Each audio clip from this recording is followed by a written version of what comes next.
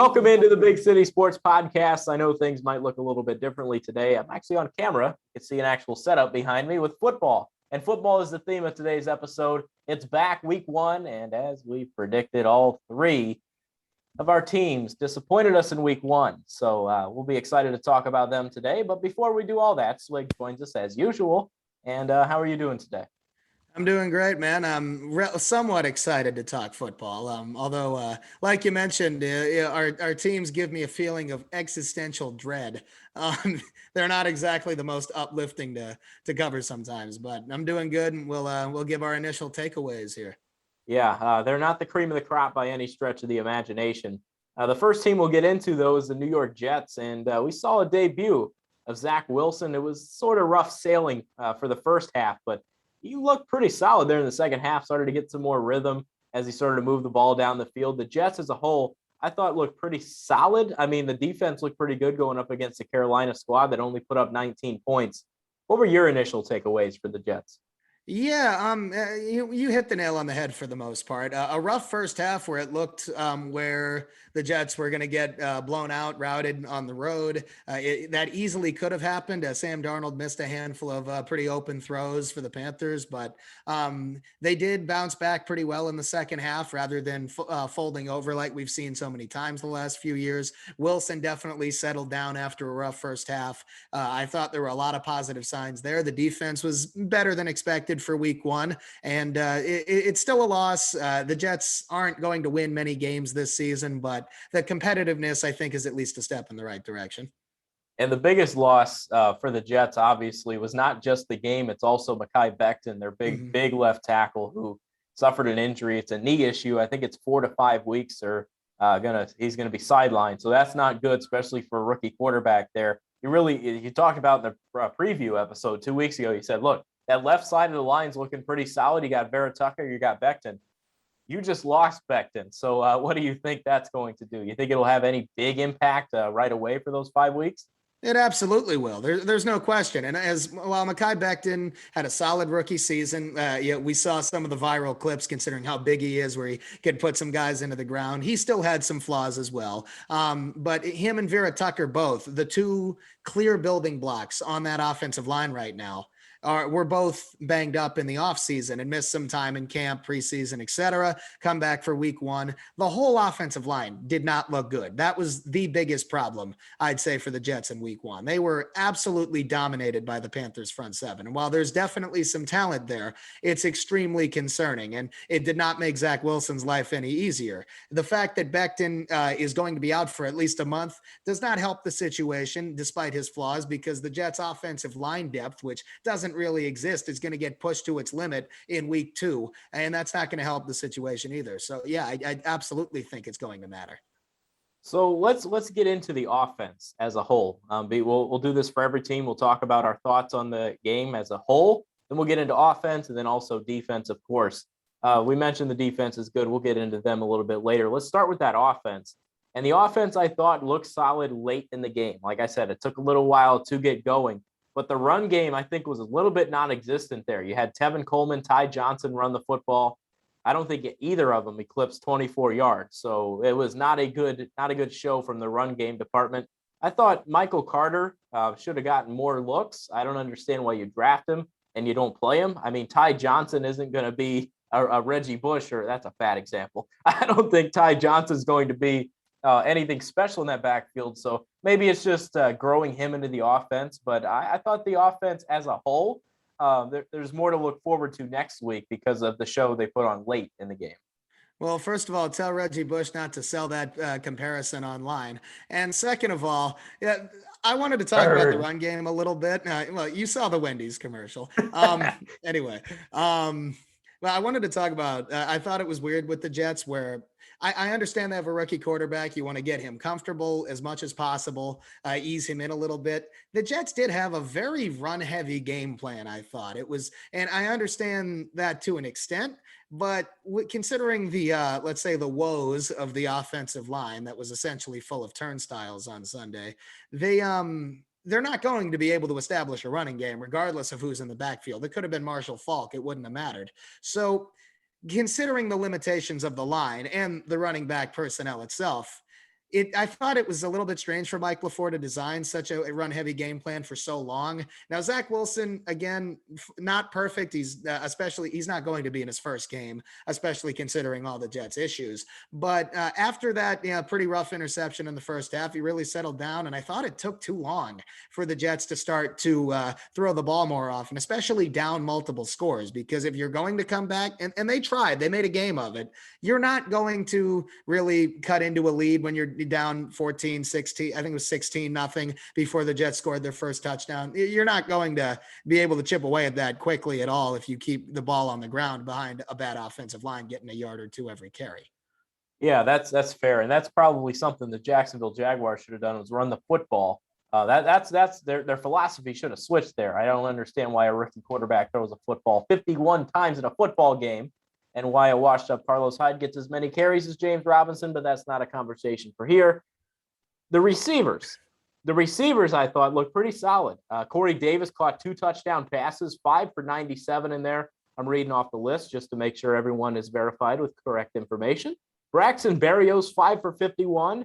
And Denzel Mims popped a big play, 1 for 40. So I thought the receivers stepped up and made plays for them. I thought Corey Davis, we mentioned it being a great signing, being a veteran in the room. Crazy to think he's a veteran now, but he's a veteran in the room, and he made some plays for the Jets in week 1. So I thought he was a good addition, and I thought the receivers looked good. Well, first of all, if you need to vent about the Jaguars, this isn't the worst place to do it. We can help you with that. Yeah, they definitely gave you a lot of material. Okay, playmaker wise, like we said, not a terrible set of playmakers for the Jets. I thought Corey Davis did play pretty well. I really, really like Elijah Moore. I think he's going to be a good player for them. Before we get into anything else, you mentioned Denzel Mims. We have to say this. Why the hell did he only play 4 snaps? Yeah, it's weird. It was weird. Before, I want to talk about this for a second. As an NFL as a whole, I was curious how many young, either first year or second year players didn't get a lot of snaps. Brandon Ayuk didn't play for the 49ers. He barely got any time. Trey Sermon was a healthy scratch. Zach Moss was a healthy scratch. I'm sitting here shaking my head. I don't know what's going on in the NFL, but that's another thing. You brought up the four plays for Denzel Mims. That doesn't make sense at all. It's very strange. Now, I would have to read up on that a little bit. And we'll get into Kadarius Toney, who had a similar situation here in a minute. But at least he, in the offseason, had some injury problems. He had COVID for a bit.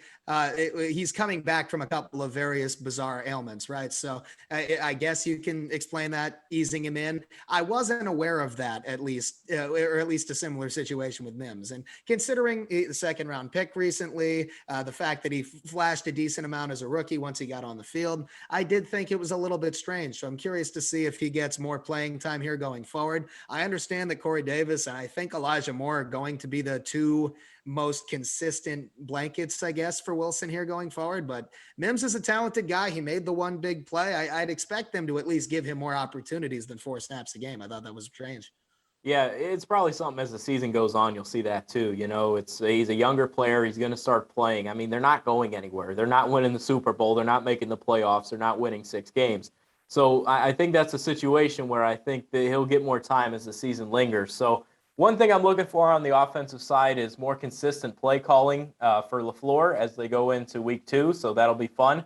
But let's get to the defense. The defense, I thought, like I said, played pretty well. Of course, Marcus May, he looked pretty solid. He had 5 tackles in that contest. He was great. I'm glad that they found a way to lock him up or at least get him back, because it's nice, because I thought he's one of the best safeties in the game right now. And Shaq Lawson had a pretty solid debut with 3 tackles as well.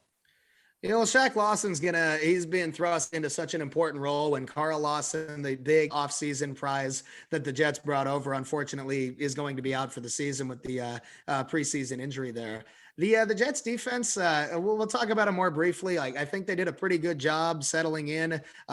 Zach Wilson's turnover led to the first points of the game, put them behind the 8 ball a little bit. You can't really pin that on the defense too much. They did get a little bit luckier in the first half with a couple of missed throws to open receivers that easily could have gone for points. But the secondary, as maligned as they are, and I do think the corners will start to earn that criticism here soon. I think this was an outlier. Outside of the one deep ball touchdown to Robbie Anderson, and even that was more a breakdown with the safeties than the corners, I thought the corners held up pretty well in the game, all things considered, especially in the second half. There were definitely some positive takeaways. Now, when they play some better teams or better wide receivers, and nothing against Moore or Terrace Marshall or anything, or Anderson Speed, but they are going to play some more talented sets of receivers. I think they're going to get exposed more in those matchups, but I think it's at least a solid way for them to build some confidence. It could have been a lot worse, and I think that reflects decently well on the coaching. And we all know the coaching has been let's say, an issue for the Jets the last couple of years.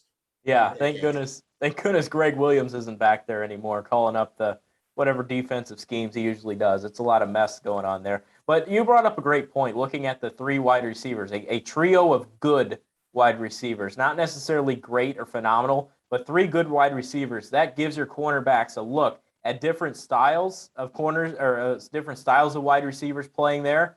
And it also gives them reps going up against a good wide receiver. So as a young cornerback group, it's nice to get them those reps against those players right there. So I was impressed to see that. But I do think even if they play one good receiver, whether it's a DeAndre Hopkins, I'll have to look into the schedule. If they play one, that whoever it is, I'm not confident they're going to be able to keep up with them. They will get absolutely railroaded out there on the field.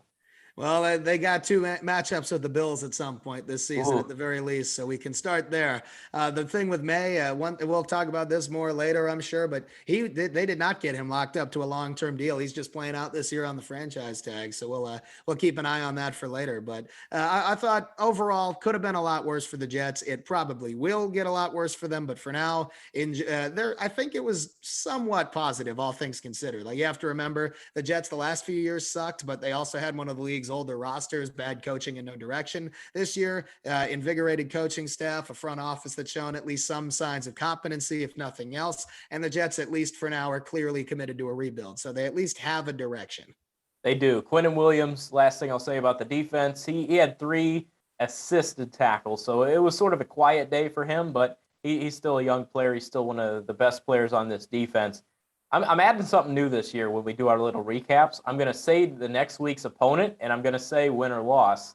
They play the New England Patriots, Mac Jones versus Zach Wilson, of course, 2 rookie quarterbacks. Who do you have in it? I'm going to go Patriots, but I don't think it's going to be a blowout either. I'm leaning Patriots as well. Jets 0-2. Let's move on to the Giants. Sort of a hard transition there, but we're all about it here at the Big City Sports Podcast. The Giants, you said Patriots it. Transition. You said it. You said it right here on the show a few weeks ago. You said, look, the Broncos are the AFC version of the New York Giants. And Teddy Bridgewater, who I like to call Teddy Two Gloves, he played pretty good. He was probably the best quarterback I've seen in a Broncos uniform in a very long time. I thought he made some great throws. He found Tim Patrick a couple times. And the Giants defense was something that really crumbled, I felt, on Sunday. So not a good look for them. What are your overall takeaways from the game? Well, this isn't going to surprise you, but that game fucking sucked. It didn't surprise me at all, unfortunately. Personnel-wise, Denver and the Giants are pretty similar. Like, not identical, but pretty similar with their strengths and weaknesses. Where they differ is the complete lack or the complete difference in intelligence and coaching and schemes. Now, again, I think I mentioned this either last week with Nick or the week before. I was not a fan of Pat Shurmur as a head coach when he was the Giants head coach at all. He wore out his welcome on me pretty quickly. But as an offensive coordinator, as a play caller, I did think there were some positives. Now, I was worried about that with him calling plays for the Broncos. And unfortunately, all of those concerns came to fruition pretty quickly. Bridgewater played well. But I think a lot of it was a combination of Shurmur having, first of all, smarter route concepts, intermediate crossers, creating traffic over the field, confusion for the defense, making his life easier. That's what you're supposed to do for your quarterback, whether they're established or not. Yeah, that's a smart way to try to advance the football and win games. But it was also a combination of the Giants not being able to get off the field on 3rd or 4th down at all in the game. The Broncos actually having the balls to go for it in situations like that when Jason Garrett didn't. And the fact that when the Giants did have opportunities to get off the field, namely on the first drive of the 3rd quarter, where the Broncos should have been stopped on 3rd down once and then 4th down at the end of the drive, there were missed tackles and missed sacks that led to extending drives. They finally scored after 9 minutes. It was an absolute backbreaker. And I'm not trying to take anything away from Bridgewater, but almost all of that was completely avoidable. We'll get into the offense in a second, but yeah, it was just a bad game all around. Offense, defense, special teams, it all sucked. And Joe Judge, pissed away a timeout when he tried to challenge a scoring play. And I'm not going to have any tolerance for that because everyone knows that that's been a rule for at least 8 years now. Yeah, that's not a good look. That's similar to what happened with Tony La Russa and the White Sox, not realizing what happened in extra innings and any of that nonsense. I mean, that's not knowing the rules. And when you're a head coach or a manager and you don't know the rules, there's something going on between the ears that shouldn't be explained. So not a good look there for Joe Judge and the Giants. But the offense, I'll say it. I know. Saquon Barkley, he's coming off the ACL. He had 26 yards on 10 carries. They're easing him back in. But what I didn't understand was how Devontae Booker, second on the depth chart, only had 4 carries. So they only ran the ball 14 times other than Daniel Jones with his 6. Do with that as you will. I thought the run game was pretty bad. That could be a credit to the pass rush and what was happening there with the run stuffing ability of the Broncos. But I was not impressed with the Giants' ground game at all. Well, I understand, honestly, easing Barkley in. And if there's one good thing to take away is that he got through the game unscathed. I wasn't expecting him to run for 200 yards or anything. Let's be realistic here. Even if he was 100% like we saw in 2018 and a good chunk of 2019, how many yards is he going to get behind this offensive line? It's something that bears repeating. And it also, we'll start with the offense here. It was a predictable flop. I mean, everything I talked about being a concern, they were all there. Every single aspect, with Jones having another soul-crushing turnover to kill a promising drive close to the red zone, with Jason Garrett having extremely predictable and stale play calls and sequences. If a good chunk of fans, and no offense to these fans like me who care way too much about this, but if people like us who have never been an NFL coach or anything can see these plays coming, you know damn well that opposing defensive coordinators can do it too. They study the film. It's not exactly rocket science. The play calling was bad. The protection was not great, especially right tackle. I thought Matt Parrott and Nate Solder both looked like shit. There was a rotation there. The rest of the line I thought honestly was okay. There were definitely bigger problems. But yeah, it just started from the first drive of the game. The Giants had a free play when somebody jumped off sides, went deep to Slayton. He went up and caught it for 40 yards, got to the Denver 30. That's great, right? Then Kadarius Toney comes on the field, and I'll have you ask me about him in a second. Her first play on, he's getting the ball. Everyone on Denver knows he's getting the ball. They try to get him in motion. Everyone goes with him. He loses 6 yards. I am not blaming Kadarius Toney for that. It's just a very predictable play call. Then on 2nd and 16, they run a draw that gets a yard. And then on 3rd and 15, they run a stick route that gets 2 more. And you punt from the plus 35 instead of at least trying the field goal. If there is a better microcosm for why Jason Garrett pisses me off, I have not seen it. So, yeah. And then, Toney, he only played 5 snaps in the game. That one, he got 1 more, I think, on that drive. And then I didn't see him again until the 4th quarter garbage time drive. Yeah. Pretty solid takeaways there. I do want to talk about Daniel Jones for a second. He started 33 football games. He's got 41 turnovers in those 33 football games. A lot of fumbles, decent amount of picks thrown in there as well. So he's got to be better at protecting the football. But there's nothing that there are things that aggravate me more, but something that aggravates me a lot in the NFL is a draw play on like 2nd and 16, like you mentioned. If you're behind and you run a draw, it's just stupid. You're asking yourself, all right, get me 3 yards and let's try to throw it 13 for a first. That's stupid. Now, I understand if you have plans to go for it on 4th down, that could be different, but I don't understand that at all. So that right there is another thing. And you brought up Kadarius Toney. He saw 5 snaps. When he comes on the field, he's getting the ball. That is to a T.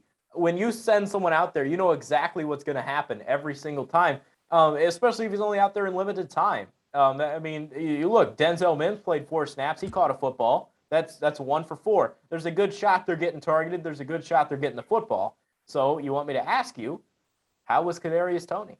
It's nothing personal against him, not yet at least. It's just, but what's he supposed to do when the only time he's on the field, like, he's there as the gadget player? There was nothing he was going to be able to do. He only got the ball twice. It was that little reverse or a jet sweep. I can't honestly remember exactly what it was, where everyone went with him and he lost 6 yards, and that's no fault of his own. He had no chance there. And then the next play, it was that he got the ball was slightly smarter. It was getting him in motion on the outside of the field. He got like 2 or 3 yards on a 2nd and 6. There were 2 Broncos guys there that fine, right? Let me talk about the rest of the receivers and the playmakers. I would like to excuse Sterling Shepard from this. I thought he was the Giants' best player on Sunday, for whatever that's worth. You started to see Galladay at the end of the game, why he was valued so highly. He made a couple of very nice catches. He straight up snatched one from a Broncos defensive back that should have been an interception.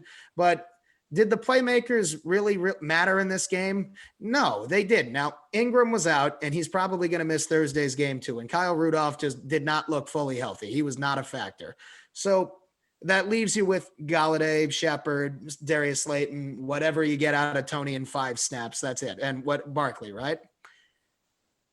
The protection and play calling were bad enough. The stick routes, the hitches, they all piss me off because they're incredibly predictable and difficult throws. Daniel Jones did not play very well. He made the one nice throw to Slayton. Shepard made a couple of nice plays, but he was missing guys, overthrowing them. And then the fumble in this game. Okay, he makes the right read to run the ball. He gets 8 yards. Now, yes, he should have slid, but even without the slide on that play, he had 2 hands on the football. How the fuck did he fumble it? Yeah, not good. That's Not only good. something he can do. I mean, that's just an Eli quality right there.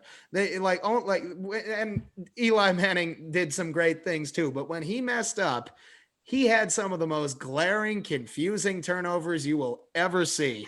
And Jones has that same thing, except he has shown the ability to make up for it with his arms sometimes. Eli didn't do it always, but he did it sometimes, and that's more than we can say now. So I think the Giants are already regretting, okay, we have these problems like with the scheme that's not great for Daniel Jones. We're going to get him weapons, but we're not going to fix anything else as to why it's making life more difficult for him. I mean, it's not all on Jones here. There's only so much anyone can do in the limitations of this system, but it's so stupid. And then the defense, that wasn't good either. Yeah, we'll get into the defense. I'll say one more thing on the offense, and it's back to Kadarius Toney. He's a weapon. He's a weapon that can be used. He has a lot of speed. He can make a lot of big plays. You can't get that if you don't have the proper coaching, the proper scheming when it comes to getting him that. So, I mean, a lot of people look at Kadarius Toney, if this is how the season goes out for him, to where he has so much potential, but it's not utilized, they're going to think it's on him if they don't really read into it like what we're bringing to you right now. The offensive play calling is atrocious, and that could lead to some bad things for him. Hopefully that gets better. But let's look at the defense. James Bradbury, I thought, he locked up Cortland Sutton. I thought that was one solid thing on the defensive side. What were your takeaways from the defense? It wasn't good. The man coverage that Patrick Graham was looking forward to installing so much wasn't working, frankly. You saw some pretty big plays from Jerry Jeudy before he got hurt, Noah Fant, and Albert O. I forget how to say his last name. Ogabakalakalarum. Yeah, something like that. But yeah, and I don't mean that as an insult to him or anything. They were all making great plays throughout the game. Bridgewater did a good job. I'm not trying to take anything away from him, but the Giants made life way too easy. The lack of a established edge rusher, I think, showed up a little bit. And while that's been a problem for years, the coverage on the back end, which was relatively good last year, just was not there consistently in this game. The Giants defense, there were some missed tackles. Adoree Jackson looked pretty rough in his first game back. I'm hoping he shakes off some rust because he's such an important part of this defense. But outside of Logan Ryan making that really, really great play when the Broncos were about to score in the first half, where he stripped, I forget who it was, but he got the strip and recovered the fumble when the Broncos were inside the 5. That saved what probably would have been a touchdown. That's outside of that one play. There really wasn't much that the defense can hang their heads on. There was missed coverages, there were blown assignments, and then there were a lot of missed tackles, including one that was an absolute killer at the end of that drive in the third quarter from Blake Martinez. 4th and 1, he had him behind the line of scrimmage, and he missed the tackle and he scored. Should have been the Giants' ball. It would have still been 10-7. I'm not saying our offense would have scored, because the only other points we got in the game were on the last play, one of the most meaningless touchdowns of all time. But yeah, the defense, I have more optimism that it will get better than the offense, but that's a concerning week 1 for sure. It was not good. Hey, we scored a touchdown with 1 second left. Jacksonville Jaguars to Marvin Jones. But once again, neither here nor there. I saw some pass rush that looked pretty solid for the Giants. Azeez Ojulari in his NFL debut recorded a sack. I think that's a positive takeaway. And Austin Johnson got home too. So there were 2 sacks involved with the Giants front. I think that's something we talked about, the Giants not having a big pass rush, and it's something that's eluded them over the last few years.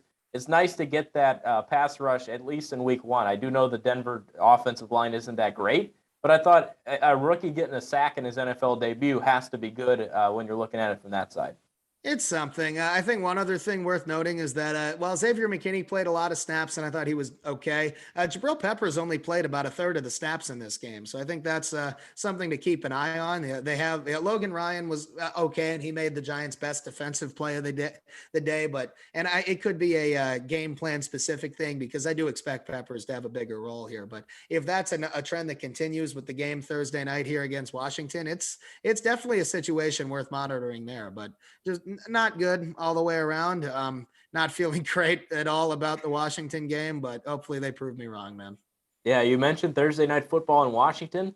Let's get a pick for that one. Let's look at it. I personally think no Evan Ingram to drop the ball on Thursday night. Sorry for that little reference there. But I do think the Giants win. I'll say that because I think they pull one out here. Taylor Heineke on a short week. I don't like it. I do think the Giants bounce back. I think this is a game where they win. I think I'm going to go with the Giants. Well, I hope you're right. I don't see it. Heineke, I think he has the experience. He played pretty well, all things considered, in the game against the Chargers. He played pretty well in the playoff game. He's not going to be intimidated by anything worth throwing at him, I'll tell you that much. And the Giants have also not lost to Washington for 4 years somehow. That can't possibly continue any longer. So, yeah, I'm going 0-2 here. 0-2. Let's get to the Bears. The Bears played on Sunday Night Football. You know what I found weird was that Matthew Stafford with the Los Angeles Rams made his NFL debut, or the Rams debut, against a team he played his entire career against with the Bears. And then you see Jared Goff make his NFL debut for Detroit against the team he played for his whole career, in the San Francisco 49ers. So it was strange how the 49ers have seen a lot of Goff, and then the Bears have seen a lot of Stafford in their debuts. So it was a little bit strange there. But Matthew Stafford, I thought, connected. He looked pretty solid. Kudos to the Bears defense and how shitty they performed. We'll get into that. I personally think right here off the top, it's the main topic. This was a topic on the show, ESPN 1000, Cap and Jay Hood. He said, this is it. Andy Dalton, Justin Fields. The question is, what does Andy Dalton bring to your team that makes you start him over Justin Fields?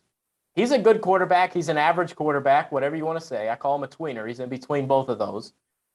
He doesn't have one thing that says, oh my gosh, he has to start over Justin Fields.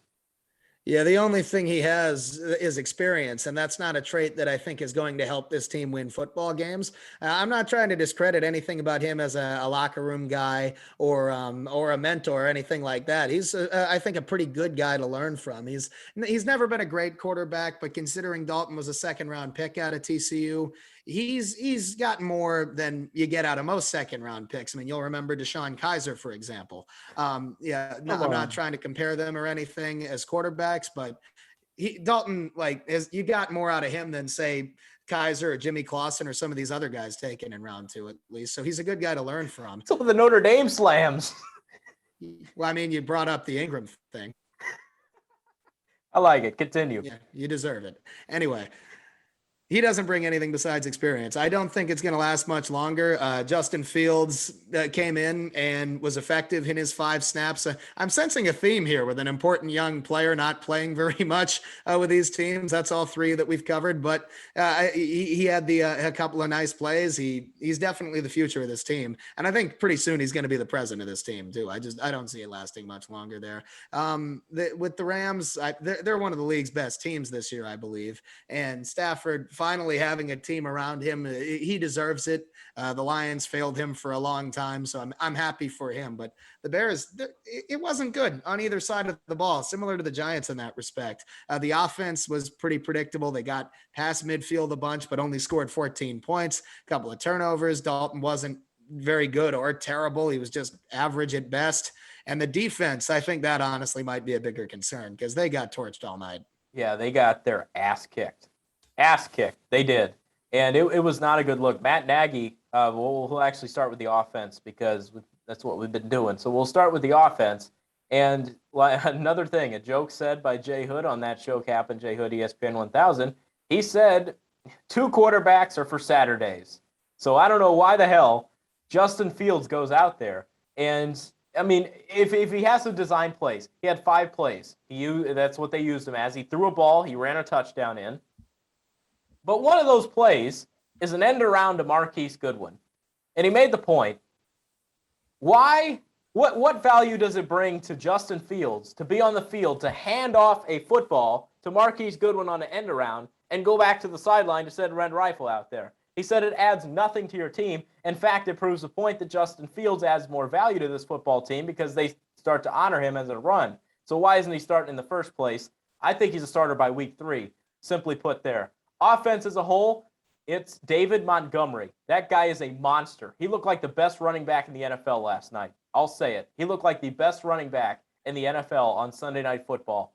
He was shifty. He showed explosiveness. They talked about how he worked out in the offseason. I was like, all right, we'll see. But he had everything going on with him. He looked like LaShawn McCoy out there in his prime.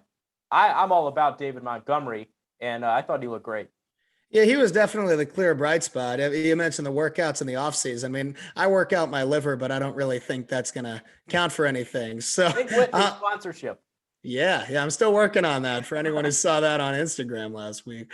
But yeah, Montgomery was definitely a bright spot. I like the vision that we saw from him as well, seeing cutback lanes, getting more out of bringing tacklers along with him a little bit. But again, he's as a running back, there's only so much he can do. And that's not an insult to him. He played very well. And I think it would make more sense, especially while Andy Dalton is still starting to try to establish the run game as much as possible for the Bears. I don't think their offensive or their coaching staff have, let's say, given us any reason to have faith that they will do that, because for the most part, they're idiots. This is what, year 4 now, and maybe year 5. I'm losing track. 4. And we're complaining about the same things. I'm sure Bears fans are complaining about it too. So at least Montgomery's had a bit of a 180 because he didn't look great at first, and all of a sudden, all right, looks like a solid running back. But yeah, how much can he really do? It's not a quote unquote premium position that's going to win games for you. You get one bad punt a week from me on this show, and here it is. You said a 180 for David Montgomery. Flip those numbers around a little bit. He ran for 108. Was that stupid. A pun? Stupid. Yeah, it's not a pun. I guess it's sort of stupid. But you look at it, and it seems like, okay, so first round picks get a 5th-year option, right? Usually teams decline. Let's hope that the Bears treat this Matt Nagy experiment as a first-round pick and say, all right, we'll decline your 5th-year option and search for other reinforcements, which only time will tell on that front. Let's get to the rest of the offense. Allen Robinson, 6 catches, 35 yards. Not a good, there was nothing he could do. And his agent took to Twitter after the game, and he said 17 more weeks. Yeah, I still don't see, even if Fields does start, I think Robinson's wanted out of Chicago for a while. I really do. And I don't see them slapping him with the franchise tag again. I do not buy that he will be back. I'd rather buy something off a late night infomercial. Outside of that, I thought there wasn't a lot with the playmakers. I think Cole Kmet's stock is rising a little bit. I did think we saw some flashes there to be happy about. But it was pretty humdrum for the offense. Other than that, I think I read something. They got past midfield 7 times. They only scored 14 points. That's an issue. Yeah, it is an issue. And the red zone to start it off with Andy Dalton throwing that pick, that's not good either. So it's nuts. I'll give props before we bash the defense that is the Chicago Bears. I'll give props. The offensive line I thought looked solid. And a lot of people could say, I know Jason Peters was picking dirt off his ass for a lot of the night there, getting bulldozed over. But I do think the offensive line looked good. Hey, Aaron Donald didn't record a sack till the fourth quarter. They only gave up 3 sacks against that front. I thought that's a pretty solid night as much as they dropped back. So I thought the offensive line did enough to where I thought they kept them in the game. It was just the defense that didn't keep them in. Yeah, and we'll talk about that. But I agree. I thought the offensive line could have been a lot worse. I feel like that's a theme here. Same with the Jets defense, right? But after Jason Peters gets hurt, after I think Larry Borum got hurt as well, they lost a couple of left tackles. So not usually a great sign. It didn't help them, but it didn't hurt them as much as it could have either. Defensively, yeah, I think that is going to be the bigger long-term concern here. Even when Fields inevitably does get to start some games, the offense is going to have limitations. I think Fields will be able to maximize the Bears offense, but is it going to be the best in the league? No, not right away at the very least, right? Maybe league average to start. Let's have some reasonable expectations. The defense, though, like while they've had the personnel, that this is a defense that's relatively unchanged outside of the secondary from the defense that was so dominant in 2018. Yeah, I don't think it's going to reach that level. Now, I do agree that the Rams have one of the best offenses in the league, and that's not going to help. They're playing a Cincinnati team that's next week that is not quite as talented, so that might be a better benchmark. But if Cincinnati just beat Minnesota, for example, if they are able to play a solid game and beat the Bears, that's not going to be a great sign for them after 2 weeks. And I think we got to start with 2 of the biggest names. Khalil Mack was a non-factor in this game. He hasn't been fully healthy since that dominant 2018 season he had. That's not helping. And considering the Bengals offensive line is absolute shit, if Mack does not have a bigger game next week, we might never see him dominate like that again. Yeah, they're starting to become big issues there. And who's the other? Robert Quinn's on the other side, and he had a pretty bad start to his NFL season, his tenure with the Bears. But he did end up getting a half sack in the contest on Sunday. So I see this, and I see Eddie Jackson is one name I am here to bash. And he is a safety for the Bears who switched his number. It doesn't matter. I don't think he likes contact. I haven't seen him since the 2018 season make any play. How the hell do you not touch Van Jefferson as he hits the ground? I mean, all you do is touch him. If that's a rookie, I understand, because all you got to do right there in college, look, they go down, they're down. You got to touch him in the NFL. He's a veteran. He should know that. And we mentioned this Bears defense is aging, and they're not looking good, at least to start this season. No, Eddie Jackson has definitely been one of the hits for the Bears. In fairness, being a late round pick, he still does some good things in coverage. He doesn't force as many turnovers as maybe he once did because teams are learning to avoid throwing to him. But Eddie Jackson is a complete liability as a tackler, regardless of whether he needs to touch somebody who's already down or not. That was embarrassing. But if somebody's running at him who already has the ball, he's not great. Now, if they don't have the ball yet, that's where he thrives. Not saying that doesn't have value, but he can only do so much, right?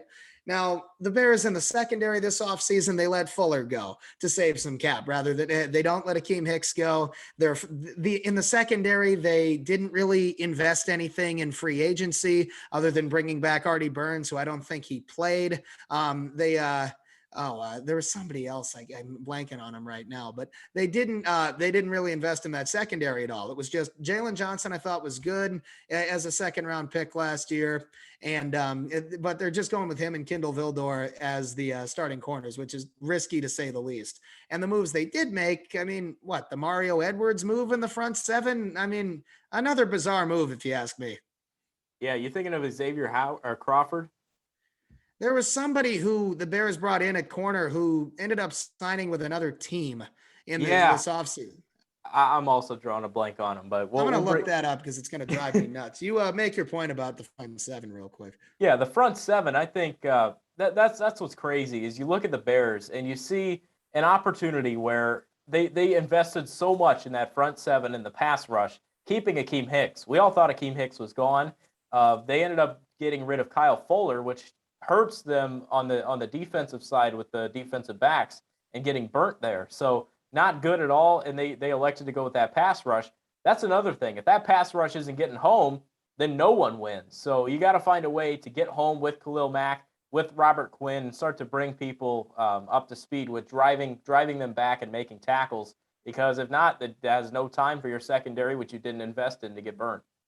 Yeah, I mean, the fact that the Bears aren't able to generate as much pressure in the front seven that they once were able to, you look at the Giants not generating a lot of pressure. They at least have invested in the secondary, which can mitigate that to an extent.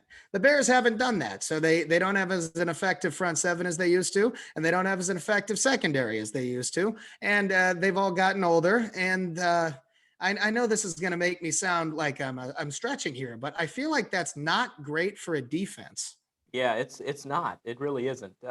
Eddie Goldman was someone that didn't play. He was a part of that defensive line. Obviously, he missed week one. He's still up in question for week two there. So Eddie Goldman, I think if he comes back, it'd be a big piece of them. And I believe you got the answer to who you were thinking. It was Desmond Trufant. Right. Trufant. He That would was have been a pissing great me addition. off. Yeah. Yeah. Crazy. But Sorry about Eddie that. Goldman. Continue. Yeah, Eddie Goldman, I thought once he comes back, that might be another big addition. He was a solid player in 2018 and 19, obviously opted out last year. So Eddie Goldman, that's about the last thing I got on the Bears defense. Yeah, it wasn't very good. Nothing against him personally or anything. If him and Akeem Hicks can create some havoc from the inside, that might help a little. But I don't. We'll see here in this Bengals game. They do not have an offensive line. If the Bears are not able to generate some consistent pressure on Joe Burrow in this game, that is going to be a huge red flag for me, even if they win it. Because once they play some better ones, that defense is going to keep getting burned, I think, if nothing changes. They have a lot of flaws on this team, and they're not going to be able to be corrected very much if they don't get consistent pressure on the quarterback. If they can't do it in week two against a bad offensive line and build some confidence, they're not going to do it against better teams. I agree. And let's get into week two with the Bengals. What is your pick? You think the Bears get it done, or you think the Bengals ride a 2-0 hot streak? Like I've said several times, I want the Bears to go 0-17 this year for draft purposes. I think the Bengals showed some good flashes in the Minnesota game, but I don't see them coming into Chicago and getting the win. I think I do have the Bears surviving this game, an ugly 23-19 kind of game, something like that. But I think the Bears will survive this game at home. Red Rifle revenge game. Book it. The Bears beat the Cincinnati Bengals, and that's going to do it for today. So He doesn't shoot his eye out. Yeah, I like that. So I got 2-1 with our teams this week. Obviously, Giants, Bears, Jets lose. You have 1-2. You believe the Bears will win. Giants, Jets lose. We'll find out next week. We'll be sure to bring you recaps of week two, and we'll get into some baseball talk potentially next week, if not the week after, because the races are heating up there. But that's going to do it for today. I appreciate everyone that tuned in. Be sure to check us out on Spotify, Apple Podcasts, YouTube if you want to see our pretty little faces, and be sure you click subscribe, leave a review. Leave a like, leave a comment, all that good stuff. But for Swig, I am Dylan Kearns. This is the Big City Sports Podcast, and we'll see you next time.